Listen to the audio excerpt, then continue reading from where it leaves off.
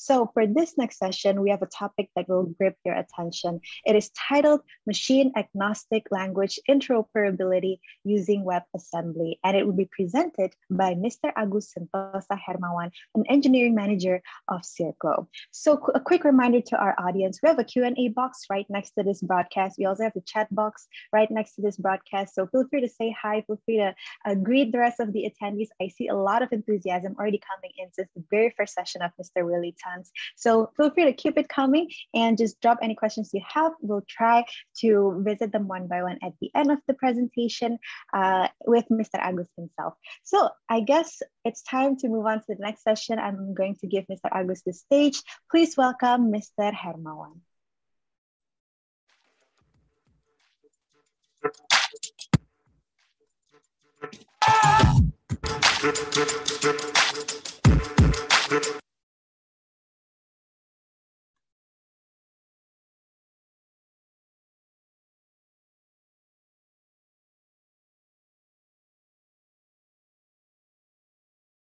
Hello.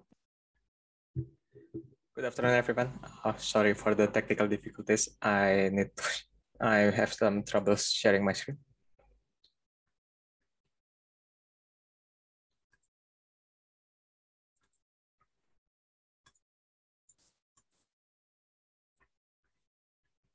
Okay, so let me introduce you to myself. My name is Agus Sentosa.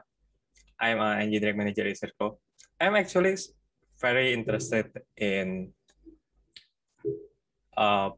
programming languages and a lot of low-level stuff in the engineering world. So this topic is actually a very interesting part for me. So our topic today is WebAssembly. Maybe a lot of you already heard about WebAssembly, right? It is the new technology that currently hot right now. A lot of many people talk about it, but what WebAssembly actually is, and why do we need to care about them? So this presentation will tell you a lot about how and why WebAssembly is created, and we'll also talk about what is the benefit of WebAssembly that we can use to improve our productivity. So without further ado, let's start it. So what WebAssembly is actually? WebAssembly is the new web technology currently developed. Actually, it's developed by engineers from Google and Mozilla in 2015. And the most important question that I can think of here is why? Why do we need a new technology? Aren't we already have JavaScript that basically runs everything on the web right now?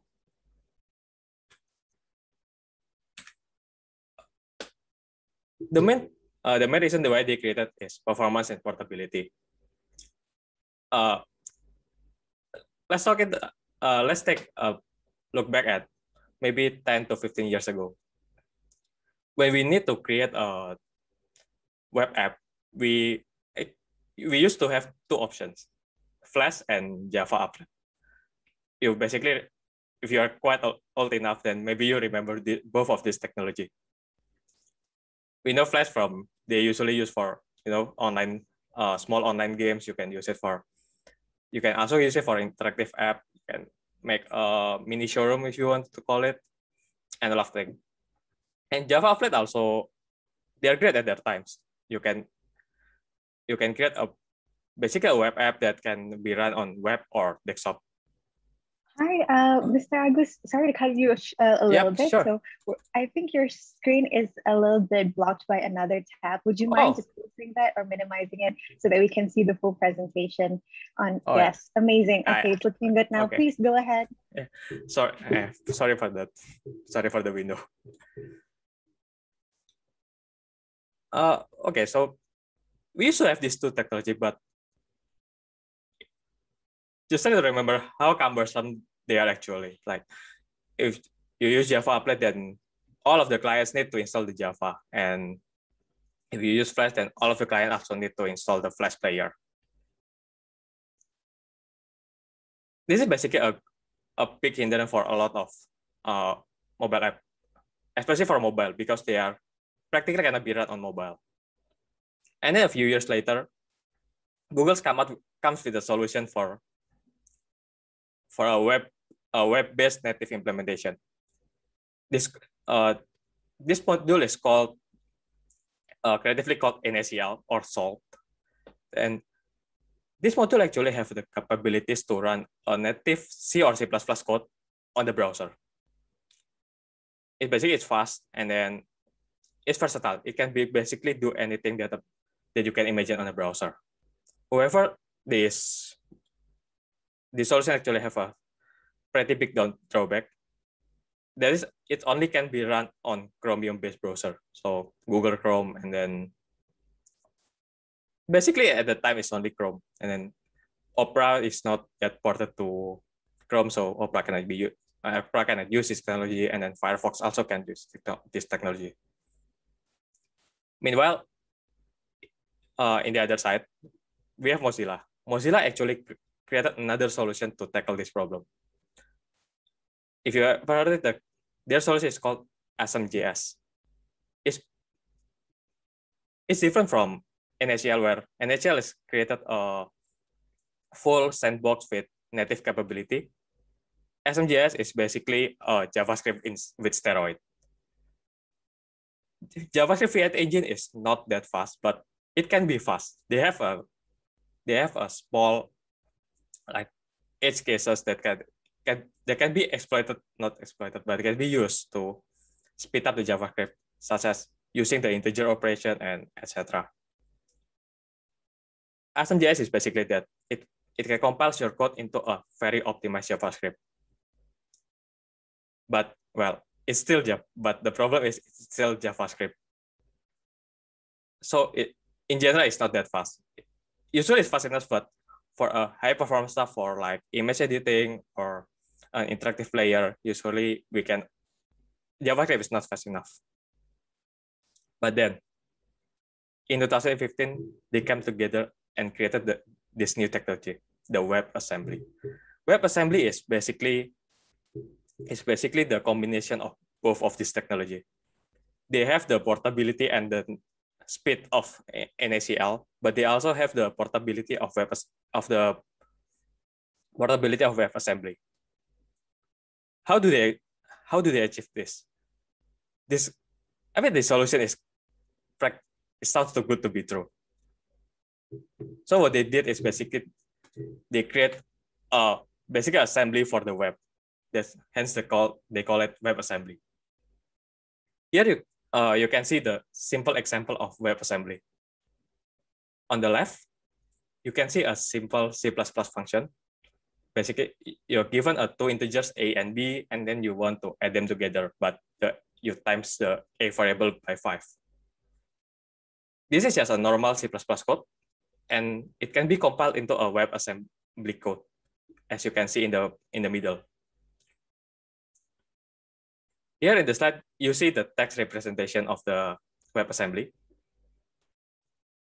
It's actually the WebAssembly. If you ship it on the web, it will not be sent like this. It was not meant to be written by hand, and it's not meant to be read by a human as well. So they usually ship it in a binary format, so it's really, really small. But if you see the text representation, you can see that the operation that they do is basically a very low level instruction. You can see get a local variable with index number in there, and then you can see the operation is add and multiply in a really assembly fashion. It's basically a assembly for the web. And then this WebAssembly file will be compiled again by the browser to create the actual assembly that can be run on the machine. And on the right side, you can see the example of that. It is a WebAssembly for Firefox in 32-bit machine. So you can see that basically the WebAssembly can be a bridge of all languages that you can imagine on the left side and basically all the browsers that you can imagine on the right side, as long as they both understand WebAssembly. And of course, in the classic web evolution, yes, you can. Of course, you can play Doom using WebAssembly. You can actually play Doom in both the JavaScript and NHL, but the latest one use WebAssembly. So we talk a lot about the WebAssembly on the web. So it's always run on the browser. But, or is it? Can we run it somewhere else? And the answer of this is yes. If you read the specific WebAssembly specification, it actually was not designed for the browser. It was not designed for the web, even though they call it web.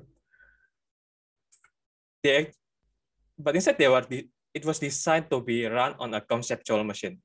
So it means that it's not designed to run on an actual machine, but a virtual machine.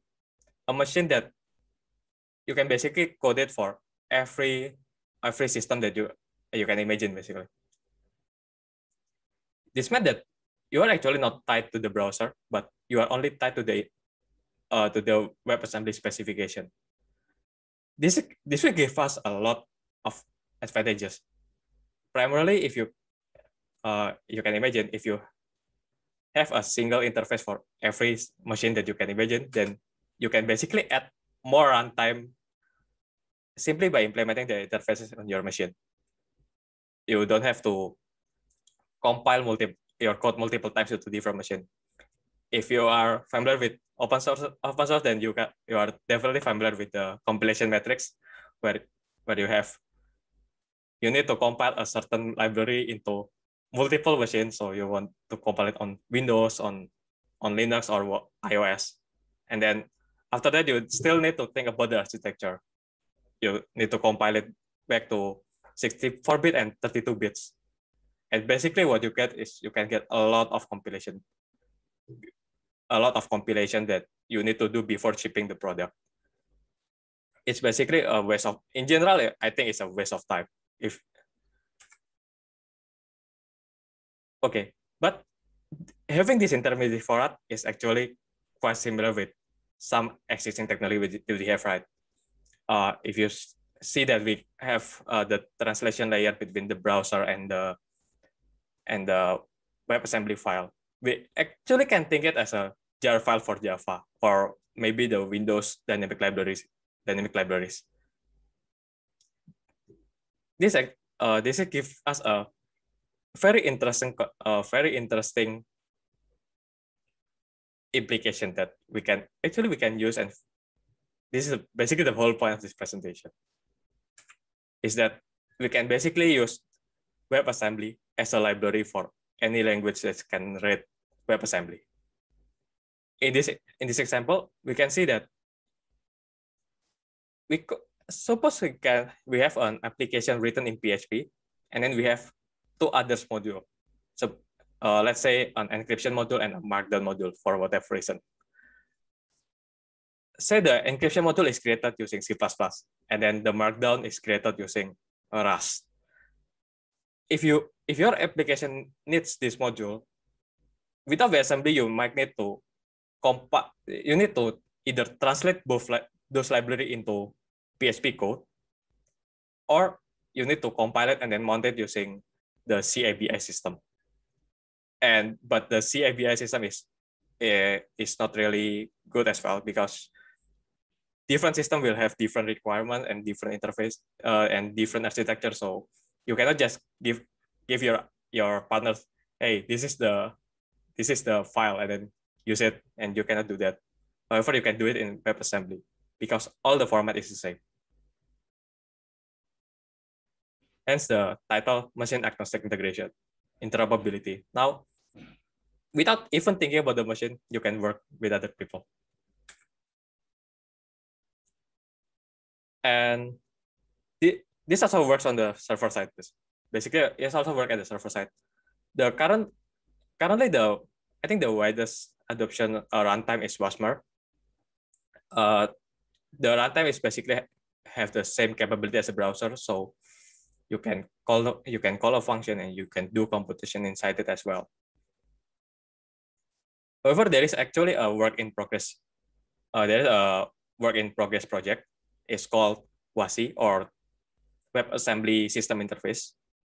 It actually defines a lot of more traditional system interface that you can imagine. So it's like how the WebAssembly can read files, how it can interact with sockets, and how it can interact with the system, and how it interacts with third-party peripherals, something like that. It's not finished yet, but it's an interesting feature. Imagine if you can write everything in WebAssembly, and then it basically run on every machine. It's basically the dream of the maker of Java. This is the example. Suppose you have a markdown written in C++, and then you have two other teams, a PHP team and Rust team. Now your team that creates the markdown library can compile it to WebAssembly, and then create an API. So create the API in other languages. So you can call it, make it like you create a one core, and then you make the wrappers around it. Because what's the hardest thing about library is the logic, right? And then the wrapping is basically just mapping the function into how the language works. Now I will show you a short demo about how this function can be used in real life. Here, you can in my screen right now, you can see basically a shortest path solver. You're given a graph, you're given a map, and then find the shortest path from 1 to 6. This demo is written in PHP, but the logic itself is written in Rust. Now let's see the code.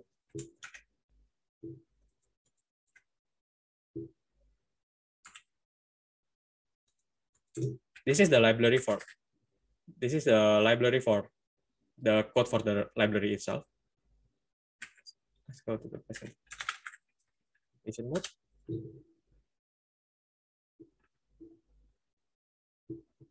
Now we see that all of the function is written in Rust, and this is the function that we call to solve the shortest path problem. All of it is written purely in Rust and just how you write normally in Rust. And then you can specify the test file in Rust as well. And then let's call it from PHP.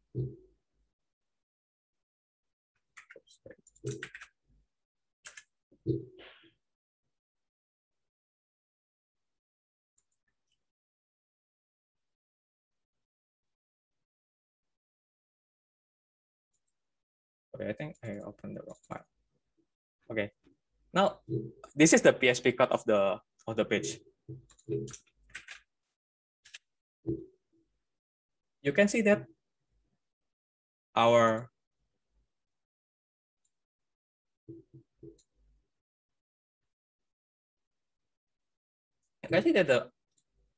the code itself is this is only the logic for the website, right? And we see the default command. You don't input anything, and then you read the input as a graph, and then you basically, this is the normal website stuff. You synthesize the input, and then you basically run the WebAssembly file here. You supply the WebAssembly file, and then you just simply call the shortest path, and and that's it.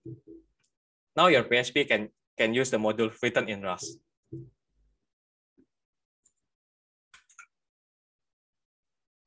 Now, what we see right now is how we can call the function. But then I will show you how WebAssembly is really machine agnostic, that you can compile it anywhere and it will run anywhere.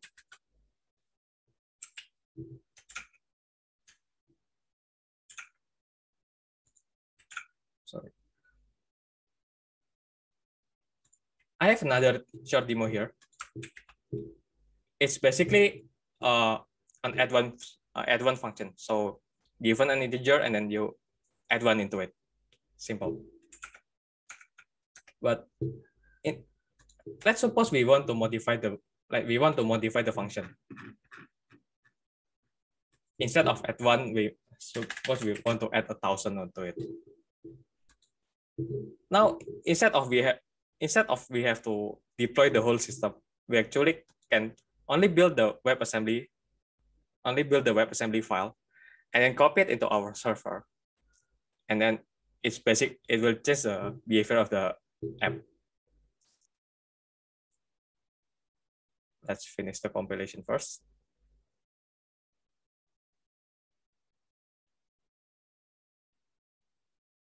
It takes some time.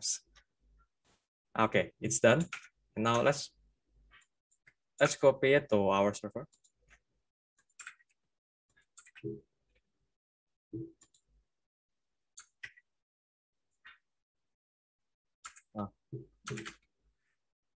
My laptop is quite slow, as you can see.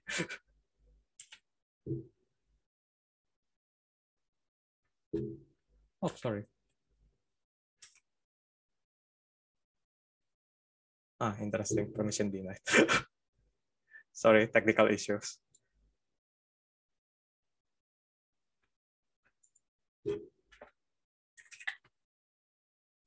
Let me fix it first.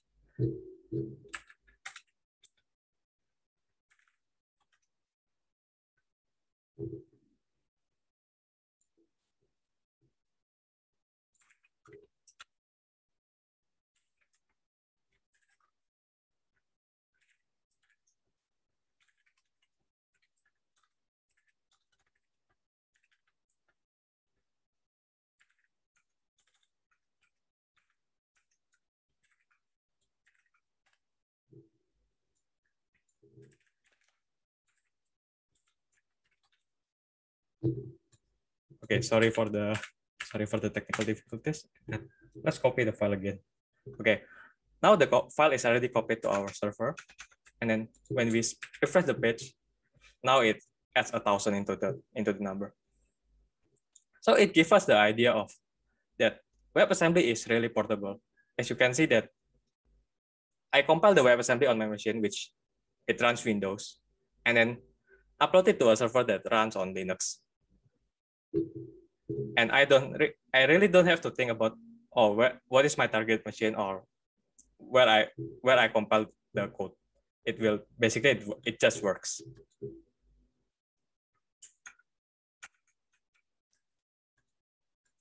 So we talk about the advantages and the interesting feature of WebAssembly. But what's for Magento then? The first step is actually the performance. WebAssembly basically can run in native speed. Even when called from PHP, it will have a separate sandbox that can run basically as fast as the computer gets. So if we use an interpreted language, we sometimes have a problem with Python is slow or PHP is not that fast. But yes, you can optimize those languages, but sometimes using WebAssembly is basically easier because you have really a different architecture, different runtime for the code. When you ship the WebAssembly on the web, you also get the benefit of the performance because you don't need a V8 engine to run WebAssembly in the browser. So it will be faster, especially for a heavy computation for image editing or image conversion. It is faster. And then the other benefit that we get is a faster load time. Different from JavaScript that they ship in a text format. WebAssembly is shipped in binary formats. So obviously it's a smaller file, so it will also load faster. Next is a team collaboration. As I said before, now all of your teams can collaborate with each other without thinking about what language the other team uses. You can simply ship everything that you want to share using WebAssembly and then boom, everyone can use it. And the next one is a multi-target code. This might not be applicable for all of us, but we know that some people have, especially in the e-commerce area, we have multiple platforms for our stores. For example, that you have an online store using Magento, and then you have another, maybe you have a desktop app using Windows or that runs on Linux or Windows, and then you have, especially, and you also have the mobile app that runs on iOS and Android. You can use this. You can use the same WebAssembly file, and then the same file can be run on all of those machines. And let's not forget about Magento 3. It's not ready yet, but there are rumors that the Magento 3 will not be coded in PHP, but maybe Golang. So if you use WebAssembly from Magento 2, when Magento 3 finally release, you might not need to rewrite most of your code.